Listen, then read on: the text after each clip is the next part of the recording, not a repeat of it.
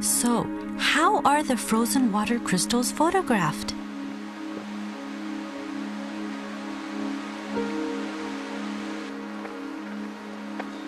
We begin by collecting a sample of the water that we want to observe.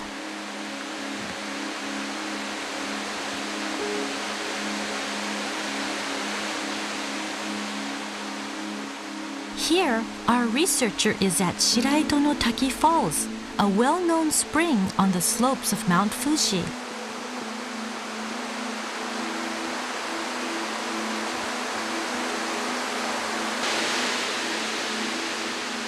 The tremendous amount of water that precipitates on Mount Fuji travels through the mountain as groundwater. 20 years later, it pours out as spring water here at the Shiraito no Taki Falls, where the water flow amounts to more than 100,000 tons per day.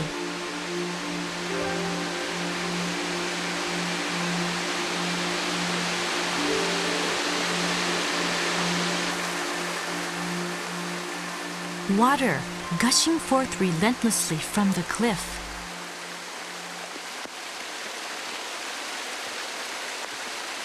In search of water, our researcher is approaching an area just below the fall. He is filling the container with fresh water.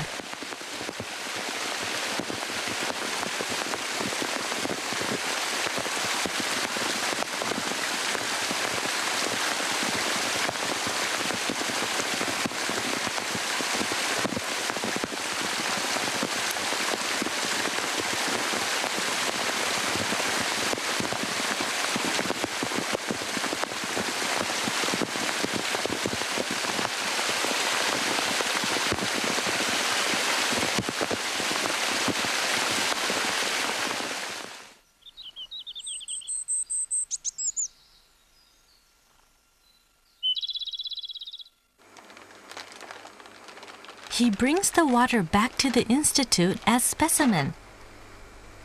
First, he taps the bottom of the container to activate the water.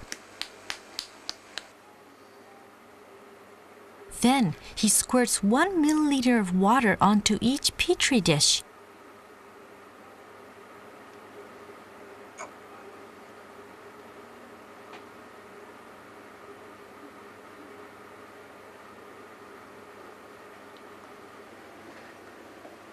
In order to obtain a more accurate crystallization trend, we create 50 frozen samples of every water specimen.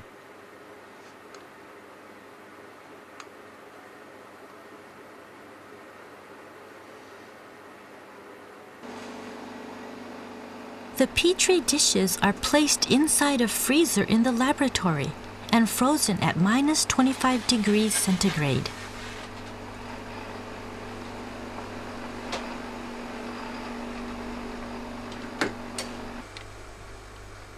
The crystals are then examined inside our laboratory, where the temperature remains at a constant -5 degrees centigrade. 3 hours later, we examine the tip of each ice block by illuminating it under a microscope. The crystals start to grow and expand as the temperature of the ice tip rises under the microscope. Usually, however, of the 50 ice blocks that we have to work with, only a few reveal their beautiful hexagonal crystals on camera.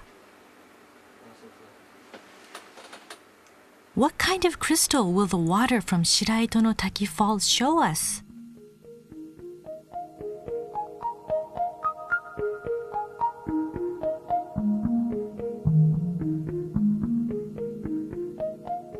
A beautiful hexagonal crystal with delicate trimmings growing slowly from the 6 points of the hexagonal core.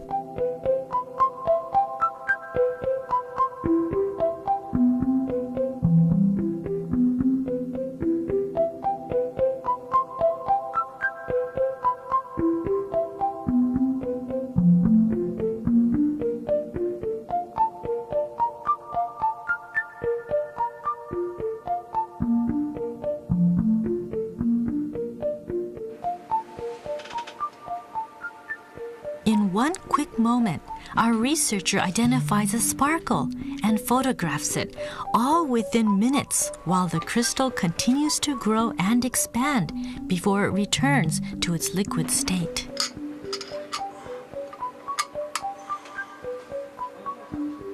A lateral view of the ice block reveals a protrusion at the top. That is because rather than growing two-dimensionally, water crystals grow three-dimensionally from the center of the core out.